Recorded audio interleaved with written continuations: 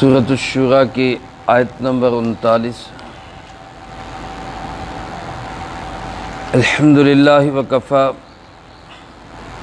والسلام علی عبادہ الذین اصطفی،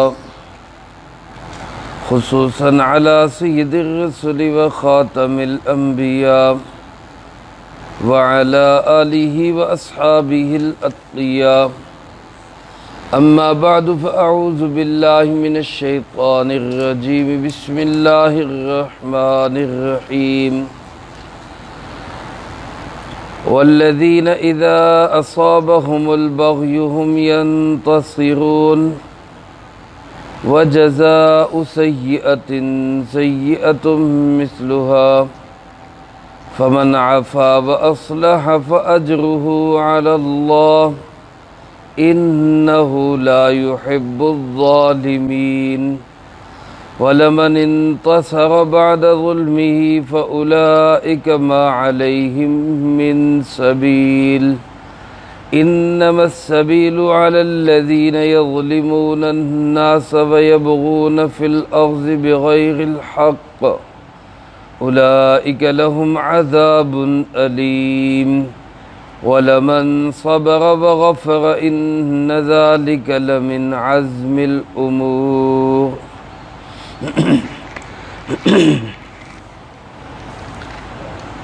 اس سے پہلے آیات مبارکہ میں اللہ رب العالمین نے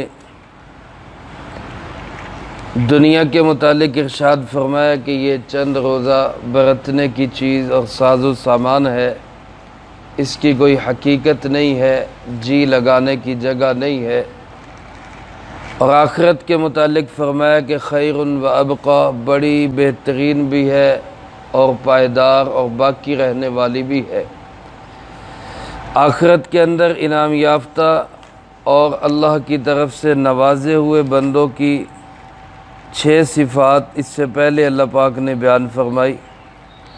پہلی صفت ایمان اور توکل ہے، دوسری صفت کبیرہ گناہوں سے اور بالخصوص بے حیائی اور گناہ کے کاموں سے بچنا ہے، تیسری صفت غصے کی حالت میں بھی معاف کر دینا اور درگزر کرنا، یہ ان کی صفت ہے، اور چوتھی صفت اللہ کی ہر بات کو قبول کرنا، یعنی شریعت کے ہر حکم کے مطابق زندگی بنانا، بالخصوص نماز کا قیام۔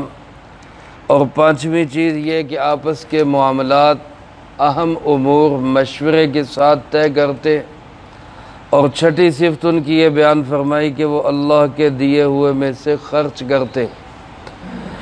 یہ جو آیات مبارکہ تلاوت کی گئی، ان میں اللہ پاک نے 7ویں اور آخری صفت بیان فرمائی۔ ان ساری آیات مبارکہ کا خلاصہ اور نچوڑ یہ ہے کہ وہ لوگ جو ظلم برداشت نہیں کرتے، یعنی ظلم اگر کوئی کرے تو اس کا جواب بھی لے لیتے ہیں، انتقام بھی لے لیتے ہیں، اور بعض اوقات اس کو معاف بھی کر دیتے ہیں۔ میرے محترم دوستو، جس طرح ظالم کو معاف کر دینا یہ ایک بہت بڑی نیکی اور بہت بڑا اجر و ثواب کا کام ہے، اسی طرح شریعت اور اسلام نے ظالم سے ظلم کا بدلہ لینے کی بھی اجازت دی ہے، بلکہ بعض جگہوں پہ ظالم کو ظلم سے روکنے کے لیے اس سے ظلم کا بدلہ لینا یہ زیادہ بہتر ہوگا بنسبت معاف کرنے کے، کیونکہ اگر آپ معاف کرتے رہیں گے تو ہو سکتا ہے کہ ظالم ظلم کے اندر بڑھتا چلا جائے، جیسا کہ حدیث پاک میں آپ صلی اللہ علیہ وسلم نے ارشاد فرمایا، انصر اخاک ظالما او مظلوما، اپنے بھائی کی مدد کرو، وہ چاہے ظالم ہو چاہے مظلوم ہو۔ صحابہ نے عرض کی، اللہ کے محبوب جی، مظلوم کی مدد تو سمجھ میں آتی ہے، ظالم کی مدد کیسے کریں؟ تو آپ صلی اللہ علیہ وسلم نے فرمایا، آگے بڑھ کے ظالم کے ہاتھ کو پکڑ لینا اور اس کو ظلم سے روک دینا، یہ ظالم کی مدد ہے، تاکہ آخرت کے اندر وہ زیادہ سزا کا مستحق نہ بنے۔ اس لیے اللہ پاک نے یہاں ان کی یہ صفت بیان کرتے ہوئے ارشاد فرمایا والذین اذا اصابہم البغی ہم ینتصرون، یہ وہ لوگ ہیں کہ جب ان کے اوپر ظلم ہوتا ہے، کوئی ان کے ساتھ زیادتی کرتا ہے تو یہ اس کا انتقام لیتے ہیں۔ انتقام لینا اسی صورت میں ہوگا کہ جب انتقام کا مقصد ظالم کو ظلم سے روکنا ہو۔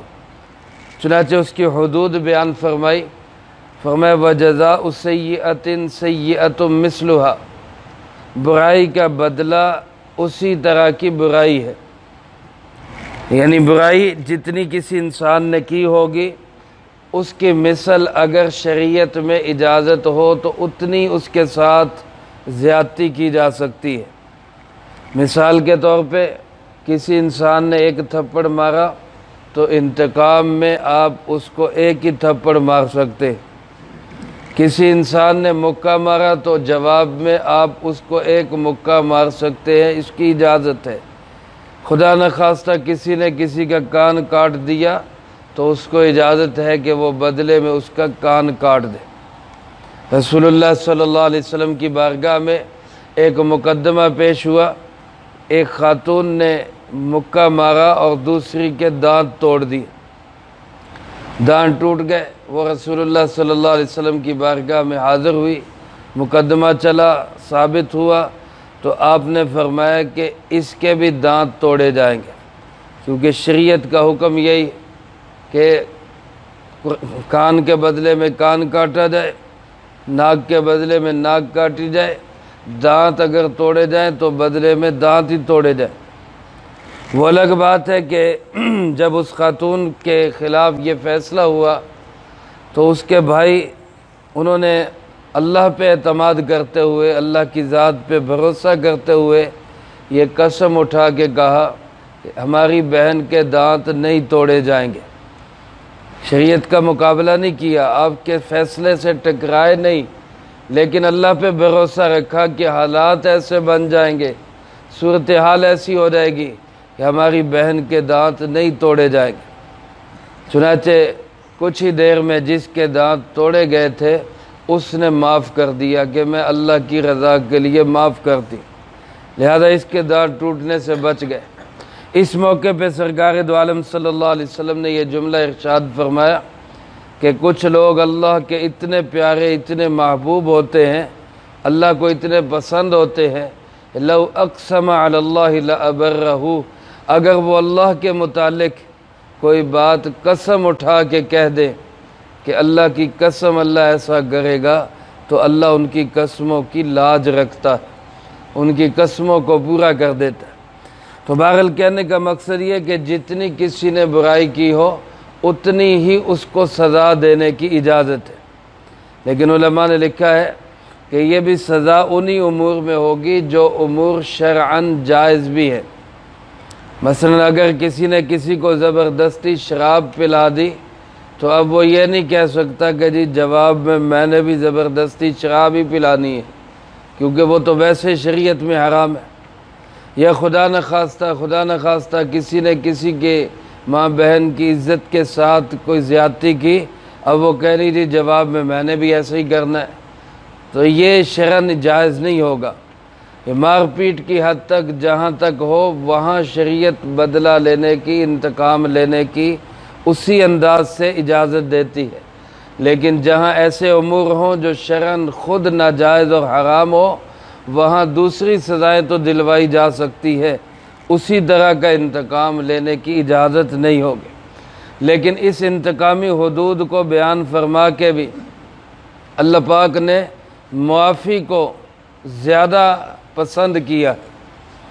چنانچہ جب احد کے میدان میں رسول اللہ صلی اللہ علیہ وسلم نے دیکھا کہ کافروں نے مسلمانوں میں سے بہت سارے مسلمانوں کو شہید کر کے پھر ان کی شکلیں بھی بگاڑ دی تھی، ان کے ناک کاٹ دیے، ان کی آنکھیں نکال دی، ان کے سینہ مبارک چاک کر دیے، جیسا کہ حضرت حمزہ رضی اللہ تعالیٰ عنہ کے ساتھ بھی ہوا۔ اس کو عربی زبان میں کہتے ہیں مسلح کرنا یعنی شکل بگاڑ دینا۔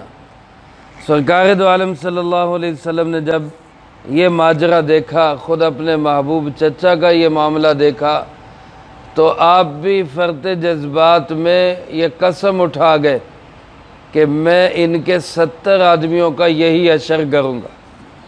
اللہ نے مجھے غلبہ دیا تو میں ان کے 70 آدمیوں کا یہی اشر کروں گا۔ تو اللہ پاک نے تربیت کی اپنے محبوب جناب محمد کریم صلی اللہ علیہ وسلم کی، فرمایا وَإِنْ عَاقَبْتُمْ فَعَاقِبُوا بِمِثْلِ مَا عُوقِبْتُمْ بِهِ۔ میرے محبوب جی صلی اللہ علیہ وسلم اگر آپ بدلہ لینا چاہیں تو اتنا ہی بدلہ لیں جتنی آپ کے ساتھ زیادتی ہوئی، جتنے لوگوں کا آپ کا انہوں نے یہ حشر کیا ہے آپ بھی کر لیں۔ لیکن وَلَئِنْ صَبَرْتُمْ، اگر آپ صبر کر جائیں تو لَهُوَ خَيْرٌ لِلصَّابِرِينَ، یہ صبر کرنا یہ صبر کرنے والوں کے لیے بہت بہترین ہے۔ چنانچہ آپ صلی اللہ علیہ وسلم نے صبر کیا، سب کو معاف کیا اور اپنی قسم کا کفارہ ادا کیا۔ کسی بھی انسان کی آپ صلی اللہ علیہ وسلم نے شکل نہیں بگاڑی۔ ہاں جنگ کے میدان میں قتل ہوئے ہیں، ظاہر ہے وہ مجبوراً کرنے پڑے، لیکن آپ صلی اللہ علیہ وسلم نے یا اسلام کے اندر کسی بھی سپہ سالار نے آج تک کسی بھی کافر کی شکل نہیں بگاڑی۔ تو بہرحال یہ اسلام کا اصول ہے کہ اگر انتقام لینا چاہیں، اور بعض اوقات انتقام لینا بہتر ہوتا ہے، اللہ پاک فرماتے ہیں وہ اتنا ہی انتقام لیں جتنی زیادتی ہوئی، لیکن فمن عفا، اگر معاف کر دیں، وَأَصْلَحَ، اور خود کو بھی سنوار لیں۔ یعنی معاف کرنے کا مطلب پھر یہ نہیں کہ معاف کر دیا لیکن دل ہی دل میں کبھی یہاں بیٹھ کے باتیں کرتا ہے، کبھی وہاں بیٹھ کے اور کڑتا رہتا ہے، بلکہ فرمایا معاف کر دے اور خود کی اصلاح بھی کر لے، درست بھی کر لے، معاملہ بھی پھر سیٹ کر لے۔ تو اللہ پاک فرماتے فَأَجْرُهُ عَلَى اللَّهِ، ایسے شخص کا اجر پھر کس کے ذمہ ہوگا؟ اللہ کے ذمہ ہوگا، اللہ پاک اس کو خود سے اجر عطا فرمائے۔ چنانچہ رسول اللہ صلی اللہ علیہ وسلم نے ارشاد فرمایا کہ جو آدمی تواضع اختیار کرتا ہے، عاجزی اختیار کرتا ہے، فرمان نبوی صلی اللہ علیہ وسلم جس کا مفہوم یوں ہے اللہ پاک اس کو اور اونچا کر دیتے، جو عاجزی اور پستی اختیار کرتا ہے اللہ اس کو اور بلند کر دیتے، اور فرمایا کہ جو معاف کر دیتا ہے اس کو اللہ خود اجر و ثواب عطا فرماتے۔ فرمایا جو معاف کر دے گا اس کا اجر اللہ کے ذمہ ہوگا، انہ لا یحب الظالمین، کیونکہ حقیقت یہ ہے کہ اللہ ظلم کرنے والوں کو پسند نہیں کرتا۔ اگر ایک انسان نے ظلم کیا، دوسرے نے جواب میں انتقام لیتے ہوئے اس سے زیادہ زیادتی کر دی تو پھر ظالم یہ بن گیا، وہ مظلوم ہو گیا۔ اللہ فرماتے ہیں کہ مجھے ظالم لوگ جو ہیں یہ اچھے نہیں لگتے۔ فرمایا وَلَمَنِ انتصر بعد ظُلْمِهِ، جو شخص انتقام لے ظلم کے بعد، فَأُولَئِكَ عَلَيْهِمْ مِنْ سَبِيلٍ، فَأُولَئِكَ مَا عَلَيْهِمْ مِنْ سَبِيلٍ، تو ایسے لوگوں پہ کوئی حرج نہیں، کوئی گناہ نہیں، کوئی ان کو یہ نہیں کہہ سکتا کہ جی آپ نے یہ کیوں کیا ایسا۔ ٹھیک ہے ان کے ساتھ ظلم ہوا ہے، انہوں نے ظلم کا انتقام لے لیا، اس میں کوئی حرج کی بات نہیں، لیکن فرمایا انما السبیل، حرج ان لوگوں پر ہے، راستہ ان کے لیے ہوگا، الزام اور گناہ ان لوگوں پر ہوگا، یظلمون الناس، جو لوگوں پر ظلم کرتے، وَيَبْغُونَ فِي الْأَرْضِ بِغَيْرِ الْحَقِّ، اور زمین میں ناحق ظلم کو برپا کرتے، اللہ کی بغاوت کرتے اور زیادتیاں کرتے۔ اللہ فرماتے ہیں کہ حرج ان لوگوں پہ ہوگا، سوال ان سے ہوگا، الزام ان پہ ہوگا کہ جو لوگ ناحق ظلم کرتے ہیں اور زمین کے اندر فساد پھیلاتے۔ فرمایا اولئک لہم عذاب علیم، یہی وہ لوگ ہیں جن کے لیے اللہ کی طرف سے دردناک عذاب ہوگا۔ اور فرمایا وَلَمَنْ صَبَرَ، جس نے صبر کر لیا، برداشت کر لیا، سہ گیا، وغفر، اور معاف کر دیا، جس نے سہ لیا اور معاف کر دیا۔ ہمارے پیارے آقا جناب محمد کریم صلی اللہ علیہ وسلم کی زندگی میں ایسے بیسیوں نہیں سینکڑوں واقعات ہیں۔ کہ آپ کے ساتھ ظلم کیا گیا، زیادتی کی گئی، ستایا گیا، تنگ کیا گیا، آپ صلی اللہ علیہ وسلم نے معاف بھی کیا اور بخش بھی دیا، صبر بھی کیا اور بخش بھی دیا۔ طائف والوں نے کیا کچھ نہیں کیا سرکار دو عالم صلی اللہ علیہ وسلم کے ساتھ، بہت ستایا، لیکن آپ صلی اللہ علیہ وسلم نے سہ بھی لیا اور معاف بھی کر دیا۔ احد کے میدان کے اندر رسول اللہ صلی اللہ علیہ وسلم کو پتھر مارا گیا، جس سے دندان مبارک بھی شہید ہو گئے، آپ نے اس کو سہ بھی لیا اور معاف بھی کیا، بلکہ اللہ پاک سے بھی دعا کی کہ یا اللہ ان کو معاف کر دے، یہ مجھے جانتے نہیں۔ یہ بہت بڑی بات ہے۔ اللہ پاک فرماتے ہیں جو سہ جائے اور معاف کر دے، ان ذالک لمن عزم الامور، یہ تو ہمت کے کاموں میں سے ہے، یہ بڑے بڑے عزم کے کاموں میں سے ہے۔ ہمت والے ہی ایسا کر سکتے ہیں، لیکن اگر کوئی انسان ایسی ہمت نہیں پاتا اور اس کو سکون نہیں ہوتا، وہ بدلہ ہی لینا چاہتا ہے، تو اللہ پاک فرماتے ہیں جتنی زیادتی ہوئی اتنا بدلہ لے لے، اس میں بھی کوئی حرج نہیں۔ لیکن یہ اگر زیادتی سے بڑھ کر زیادتی کرے گا تو پھر یہ ظالم ہوگا، اور ظالم اللہ کو پسند نہیں۔ تو یہ ساتویں اور آخری صفت ہے ان لوگوں کی جو آخرت کے انعامات سے نوازے جائیں گے کہ وہ اول تو معاف کر دیتے ہیں، صبر کر لیتے ہیں، سہ لیتے ہیں، لیکن اگر انتقام بھی لیتے ہیں تو جتنی ان کے ساتھ زیادتی ہوئی ہوتی ہے اتنا ہی انتقام لیتے ہیں۔ اللہ پاک مجھے آپ کو یہ ساتوں صفات نصیب فرمائے اور اپنی زندگی میں لا کے آخرت کے لازوال انعامات کا مستحق بننے کی توفیق نصیب فرمائے۔ جو کہا سنا اس کو زندگی میں لا کے دوسروں تک پہنچانے کی توفیق عطا فرمائے۔ اللہم انت السلام ومنک السلام، تبارکت ربنا وتعالیت یا ذی الجلال والاکرام۔ اللہم اعنا علی ذکرک وشکرک وحسن عبادتک۔ اللہم احسن عاقبتنا فی الامور کلہا وأجرنا من خزي الدنيا وعذاب الآخرة۔ اللهم واقية كواقية الوليد، اللهم استر عوراتنا وآمن روعاتنا، اللهم إنا نجعلك في نحورهم ونعوذ بك من شرورهم، اللهم اكفنا بحلالك عن حرامك وأغننا بفضلك عمن سواك، اللهم اكفنا كل مهم من حيث شئت ومن أين شئت، رب اغفر وارحم وأنت خير الراحمين، رب ارحمهما كما ربياني صغيرا، ربنا تقبل منا إنك أنت السميع